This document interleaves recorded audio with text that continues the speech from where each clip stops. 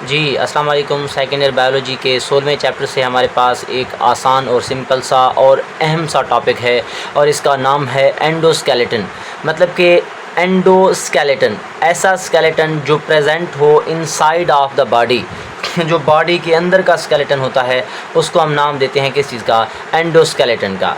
अब ये जो एंडोस्केलेटन है ये किस चीज़ से मिलकर बनता है, दो कनेक्टिव टिश्यूज़ से। अब वो जो दो कनेक्टिव टिश्यूज़ हैं वो बोन और कार्टिलेज हैं, मतलब कि हड्डी और कार्टिलेज हैं। इसके बाद अगर हम बात करें मैच्योर सेल्स ऑफ बोन, उनको हम नाम देते हैं ऑस्टियोसाइट। उसके बाद mature cells of cartilage, cartilage के मैच्योर सेल्स कॉन्ड्रोसाइट्स कहलाते हैं, हड्डी के मैच्योर सेल्स ऑस्टियोसाइट्स कहलाते हैं। दोनों के अंदर या ये दोनों क्या होते हैं, कनेक्टिव हार्ड टिश्यूज़ हैं, सख्त होते हैं। अब ये आपके सामने डायग्राम्स बनाई गई हैं, ये हड्डी है और ये कार्टिलेज है। हड्डी के अंदर भी क्या पाए जाते हैं, कोलेजन फाइबर्स। इसके पास भी क्या पाए जाते हैं, कोलेजन फाइबर्स। हड्डी के अंदर जो सेल्स हैं वो हैं ऑस्टियोसाइट्स। इसके अंदर जो बॉलिक सेल्स हैं वो क्या हैं, कॉन्ड्रोसाइट्स हैं। अब अगर इसमें हम फ़र्क देखें, ये जो हड्डी है या ऑस्टियोसाइट्स होते हैं क्या होते हैं, दे आर मोर हार्डन्ड। इसको मज़ीद सख्त किया जाता है, मतलब कि हड्डी को मज़ीद सख्त किया जाता है किस चीज़ की वजह से, deposition of calcium phosphate. Calcium phosphate को ऐड करने से, इसको डिपॉज़िट करने से, इसको दाखिल करने की वजह से हड्डी ज़्यादा सख्त होती है। अब ये जो कार्टिलेज हैं ये लेस हार्डन्ड होती है क्योंकि इसके अंदर कैल्शियम फास्फेट की मिकदार कम होती है, इसके अंदर ज़्यादा होती है।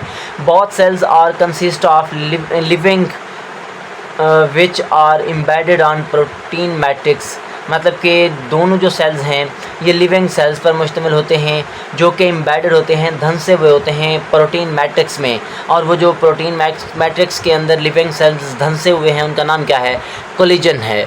इसके बाद अगर हम बात करें हड्डी की, अब ये जो हमारे पास हड्डी है ये क्या होती है, rigid form of connective tissue है। सख्त जिस्म के अंदर सबसे सख्त कनेक्टिव टिश्यू क्या होता है, हड्डी होता है। It has hard collagen fibres. इसके पास जो कोलेजन फाइबर्स होते हैं वो सख्त होते हैं।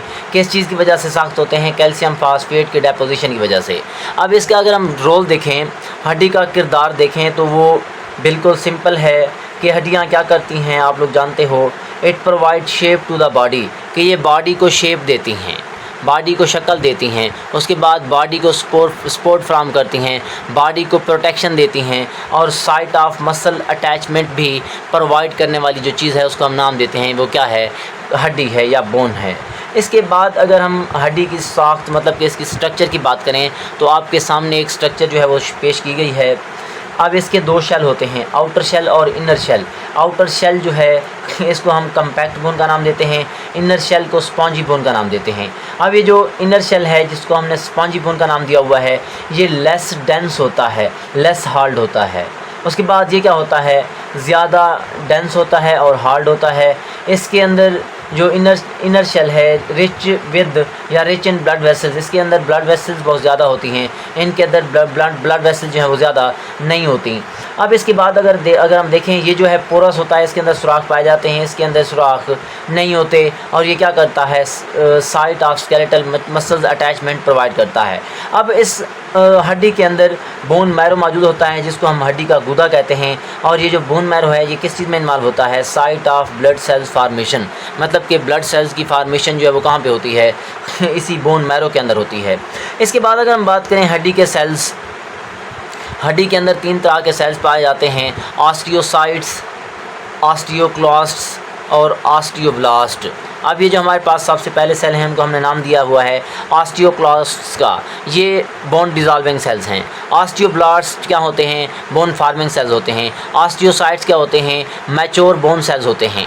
इनके बाद अगर हम बात करें कार्टिलेज की, cartilage less rigid connective tissue है, हड्डी की निस्बत कम हार्ड है। उसके बाद इसके सेल्स कॉन्ड्रोसाइट्स कहलाते हैं। ये क्या करते हैं, इलास्टिक फाइबर्स को सेक्रेट करते हैं।